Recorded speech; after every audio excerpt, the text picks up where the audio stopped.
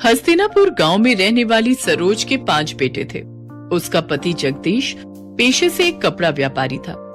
कुछ वर्षों पहले जगदीश का स्वर्गवास हो गया था। समय के साथ सरोज के सभी बेटे जवान हो गए और उन्होंने पिता के कपड़ों के सीमित कारोबार को बड़े उद्योग के कारखाने में बदल दिया। पूरे गांव में उन्हीं के चर्चे हुआ करते थे। अरे सरोज के 5 बेटों ने मिलकर सरोज का मान ही बढ़ा दिया भाई। पहले तो पिता के छोटे मोटे कारोबार को इतना फैलाया और फिर उसी कमाई से इतना चौरस घर खड़ा कर दिया। 100% सच कहा रमेश भाई। अमीर रईस होने का सरोज के मन में जरा भी अहंकार नहीं है। जरूर ही पिछले जन्म में इसने पुण्य किए होंगे, तभी जाकर इस कलयुग में इसे 5 पांडव पुत्र का सौभाग्य प्राप्त हुआ है। सरोज के प्रति गांव वालों के मन में काफी इज्जत थी। पैसे वाली होने के बावजूद भी उसके अंदर बिल्कुल घमंड नहीं था। अरे मेरे 5 पांडु, यहाँ पर आओ। माँ, कारखाने पर जाने के लिए देरी हो रही है, शाम को बात हो सकती है। कामकाज के प्रति क्या इतना मशरूफ हो गए हो तुम लोग, जो पल भर के लिए अपनी माँ के पास नहीं बैठ सकते? मोहन भैया, तुम माँ की बात सुन लो, हम चारों कारखाने जा रहे हैं। अरे ठहरो, मुझे तुम 5 से बातचीत करनी है। ये तस्वीरें देखो, मैंने तुम 5 भाइयों के लिए लड़कियां पसंद की हैं। सभी खानदानी और रईस खानदान की हैं। ऐसा सुनकर 5 भाई एक दूसरे का मुंह ताकने लगते हैं।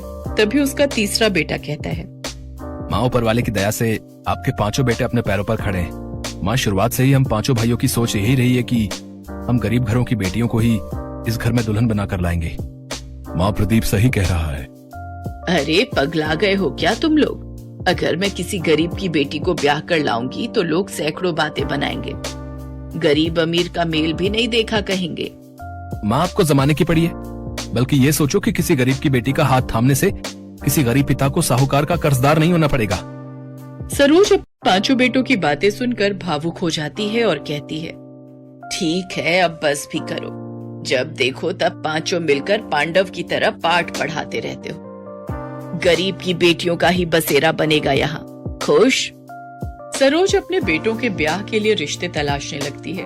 उसकी तलाश धर्मपुर गांव में रहने वाले गरीब रामदीन की 5 बेटियों रोहिणी, दीपा, नीलम, पुष्पा और तनु पर खत्म होती है। बड़े ही धूमधाम से सरोज अपने 5 बेटों की शादी करके 5 बहुओं को घर लाती है। मेरी 5 बहुओं, अपने दाहिने पैर को इस अक्षत कलश पर पैर लगाकर गृह प्रवेश करो। हम तो सोच रहे थे कि तुम इतनी अमीर हो तो जरूर बड़े घर की बेटी को बहू बनाओगी, मगर तुम्हारी 5 बहुएं तो बहुत गरीब हैं। लगता है इन बेचारियों का बाप बड़ा गरीब था, तभी तो कुछ भी दान दहेज ना दे सका। बीना की बातें 5 दुल्हन को झकझोर कर रख देती हैं, मगर सब कुछ इतने पर ही खत्म नहीं होता। रस्में खत्म होने के बाद सभी अपने अपने घर चले जाते हैं। तभी सरोज कहती है, ना जाने कैसा गरीब भिखारी बाप है इनका, जो पाव भर मिठाई भी ना रख सका। तुम सब देखना, कल सुबह तक ये बीना पूरे गांव में ढिंढोरा पीट देगी कि मेरी बहुएं गरीब घर से है। सरोज की बातें सुनकर उसके बेटे कहते हैं, माँ, अभी हम 5 की पत्नी को आए हुए पल भर भी नहीं हुआ और आपने अभी से ही इनको ताने देना शुरू कर दिया। सरोज की कड़वी बोली उसकी बहुओं के दिलों को अंदर तक चोट पहुंचा रही होती है। देखते ही देखते सप्ताह पर सप्ताह, महीने भी बीत जाते हैं। एक शाम बीना सरोज के पास आती है। अरे ओ सरोज, गजब हो गया, तुम तो बर्बाद हो गई। ऐसा भी क्या हो गया जो तेरी सांसें ऊपर नीचे हो रही हैं? ठीक से बता, जल्दी क्या हुआ? तेरे कपड़े के कारखाने में गंभीर आग लग गई है। तेरे 5 बेटे कर्मचारी सहित ढेर हो गए। ये सुनकर सरोज कारखाने की ओर दौड़ती है, जहाँ सब कुछ धू धू करके जल रहा होता है। अपने बेटों के जले हुए शव देखकर सरोज शांत रह जाती है। बेटों की मौत उसको गहरे शोक में डाल देती है। ऐसे ही समय बीतता गया। एक रोज सरोज अपने बेटों की याद में खोई हुई होती है कि तभी उसके सीने में तेज दर्द होता है। उसकी 5 बहुएं उसे अस्पताल लेकर जाती हैं, जहां डॉक्टर उनसे कहते हैं, देखिए, इन्हें हार्ट में ब्लॉकेज हुई है, जिसके लिए इनकी बाईपास सर्जरी होना जरूरी है और इसके लिए तकरीबन 10 लाख का खर्चा आएगा। हमें कुछ भी करके माँ जी को बचाना होगा, लेकिन हमारे पास इतने पैसे तो नहीं है। अपने पतियों के बाद हम अपनी सासू माँ को नहीं खो सकती। हमारे तो मायके वाले भी गरीब हैं, हम उनसे भी कुछ मदद नहीं मांग सकते।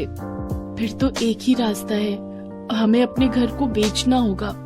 वो पांचों अपने घर को बेच देती हैं और सरोज का इलाज करवाती हैं। थोड़े से बचे हुए पैसों से वो किराए पर एक कमरा लेती हैं और पांचों बहुएं अपनी सास के साथ उस किराए के एक कमरे में रहने लगती हैं। कुछ महीने तो जैसे तैसे उन्होंने बचे हुए पैसों से काट लिए, लेकिन फिर वो अपना जीवन बेहद ही गरीबी में काटने पर मजबूर हो गई और दिन में सिर्फ एक टाइम ही रूखा सूखा खाना खाकर गुजारा करने लगी। और कुछ समय बाद तो वो टाइम भी आ गया जब उन छहों को भूखे पेट ही सोना पड़ा। दीदी अब तो भूख के मारे जान जा रही है। सही कहा तुमने, अगर हमने पहले कुछ बचत की होती तो आज हमें ये दिन नहीं देखना पड़ता। अपनी बहुओं को भूख से तड़पता देख सरोज लाला के पास जाती है और कहती है, लाला मुझे थोड़ा राशन उधार दे दो, हमने 3 दिन से कुछ भी नहीं खाया है। माफ करना सरोज बहन, लेकिन अब मैंने उधार देना बंद कर दिया है। नकद लाओ और राशन पानी ले जाओ। गांव के मंदिर के बाहर बैठकर सरोज भीख मांगने लगती है, लेकिन उस दिन 10 रुपए से ज्यादा उसे 1 पैसा भी नहीं मिलता। उन 10 रुपयों से सरोज आटा खरीद कर ले जाती है, जिससे उसकी बहुएं 6 रोटी बनाती है और सभी 1-1 रोटी नमक के साथ खाकर आधा पेट ही सो जाती हैं। ऐसे ही समय बीतता है। पांचों बहुएं सुबह से शाम तक काम की तलाश में निकलती हैं, लेकिन उन्हें कहीं भी काम नहीं मिलता। घर में छाई गरीबी के कारण सरोज को सदमा लगता है और उसकी तबीयत खराब होने लगती है। बहू, मैं बिल्कुल ठीक हूँ, तुम मेरी चिंता मत करो। पांचों बहुएं कूड़ा कचरा बिनकर उसमें खाने की तलाश करने लगती हैं। कुछ दिन बाद तनु और पूजा को एक घर में साफ सफाई का काम मिल जाता है। वो अपनी सास की तबीयत को देखते हुए अगले दिन काम पर जाने के लिए लेट हो जाती हैं। जहाँ पहुँचकर उनकी सेठानी उनसे कहती है, आ गई तुम दोनों कामचोर हैं? तुम गरीबों की यही बीमारी है। मीठे मुंह तुमसे 2 बोल क्या बोल लो, तुम तो सर पर ही चढ़ जाती हो। चलो अब मेरा मुंह क्या देख रहे हो, जल्दी से जाकर काम पर लग जाओ। वो दोनों काम पर लग जाती हैं, लेकिन उनका ध्यान अपनी सास की सेहत की तरफ ही था। घर का सारा काम करते हुए तनु को भूख लग जाती है और वो पूजा से कहती है, दीदी मुझे बहुत तेज भूख लग रही है, कुछ रोटियां बची हैं, सेठानी तो इन्हें कूड़े में फेंकेगी, तो क्यों ना हम ही इन्हें खा ले। नहीं तनु, तू तो जानती है ना सेठानी कैसी है। वो जब हम गरीबों को बासी रोटी सब्जी तक नहीं खाने देती तो वो हमें ताजा खाना क्या खाने को देगी। हम ये रोटी चुरा कर ले चलते हैं, घर जाकर सब मिलकर खा लेंगे। वो दोनों बहनें अपनी साड़ी के पल्लू के नीचे रोटी चुरा कर ले जाती हैं। तभी सेठानी उन्हें देख लेती है और पुलिस को फोन कर देती है और पुलिस उनके पीछे लग जाती है।